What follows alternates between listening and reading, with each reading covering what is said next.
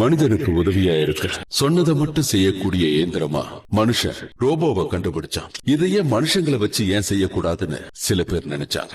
அதுக்கான முயற்சியையும் தொடங்கினாங்க. பாசம், அன்பு, துக்கம், சோகம், உறவு, காதல், இப்படி எதுவும் இல்லாத ஒரு நடைபெணமா சொன்னதை மட்டும் செய்யக்கூடிய இயந்திரமா மனுஷனை உருவாக்கணும்னா பிறந்த குழந்தையில இருந்துதான் இதை ஆரம்பிக்கணும்னு அவங்க முடிவு பண்ணாங்க. அதுக்காக ஒரு குழுவையும் தயார் பண்ணாங்க.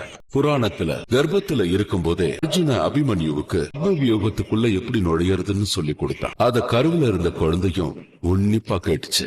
அத மனசுலயும் பதிய வச்சது. அந்த மாதிரிதான் இதுவும். குழந்தைங்க கிட்ட நாம எந்த விஷயத்த ஆழமா சொல்றோமோ அந்த விஷயம் அவங்க மனசுல பதிஞ்சிரும். பாசத்தை காட்டி வளர்த்தா பாசமாகும். அதே சமயம் ரத்தத்தையும் வெறியையும் காட்டி வளர்த்தா அவன் ஒரு வேங்கையாவும் வளருவான். எல்லா விதமான வித்தைகளையும் கத்துக் கொடுத்து சோல்ஜர் ஆக்கணுது அந்த காலம். அவன் வாலிப பருவத்தை அடையறதுக்கு முன்னாடி சோல்ஜர் ஆகணும்.